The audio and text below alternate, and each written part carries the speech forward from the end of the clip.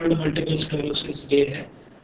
एक ऐसी बीमारी है जो शरीर के लगभग सभी अंगों को या जितने भी हमारे एहसास लेने वाले अंग हैं उनको असर करती है। जैसे कि आँखों को, स्मेल को, याददाश्त को, हाथों पाँव की ताकत को या एहसास को। मल्टीपल स्क्लेरोसिस बीमारी अमूमन ये माना जाता था कि इंडियन रीजन में कम होती है, बट जैसे जैसे जांचें और लोगों का अवेलेबिलिटी फॉर ट्रीटमेंट बढ़ा है, वैसे वैसे हमें पता लगा कि इंडिया में भी उतनी ही कॉमन है। इसलिए उसके बारे में अवेयरनेस रखना और उसका जल्द से जल्द इलाज लेना बहुत ज़रूरी है, क्योंकि ये ऐसी बीमारी है, यदि इसे टाइम से ट्रीट नहीं किया गया तो ये शरीर के सभी अंगों को ऑलमोस्ट लाइलाज तरीके से असर करके पेशेंट को बेड बाउंड तक कर सकती है। मल्टीपल स्क्लेरोसिस का कारण ऑटो इम्यून माना जाता है। ऑटो इम्यून यानी कि शरीर की जो इम्यूनिटी है वही शरीर के अंगों के अगेंस्ट काम करके इस प्रॉब्लम को लाती है।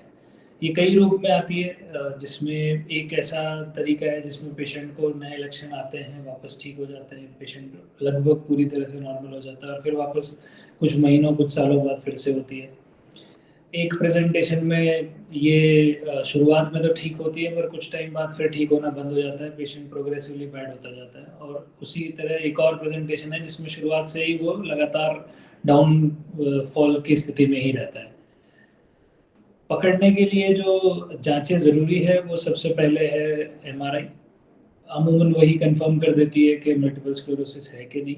कभी कभार सीएसएफ और कुछ खून की जांचों का भी महत्व है। जैसे जैसे इलाज के तरीके बदले हैं वैसे वैसे अवेलेबिलिटी ऑफ ट्रीटमेंट भी बढ़ा है। तो अब टैबलेट्स और इंजेक्शंस दोनों अवेलेबल हैं। यदि टाइमली ट्रीटमेंट ले तो patient life long normal life गुजार सकता है। ये अधिकतर महिलाओं में ज़्यादा होती है और वो भी यंग एज में, इसलिए उनमें पहचानना और ज़रूरी हो जाता है। यंग फीमेल यदि मल्टीपल स्क्लेरोसिस से अफेक्टेड भी हैं तो भी वो सेफली प्रेगनेंसी कैरी कर सकती हैं और बच्चे को उससे कोई असर भी नहीं होता।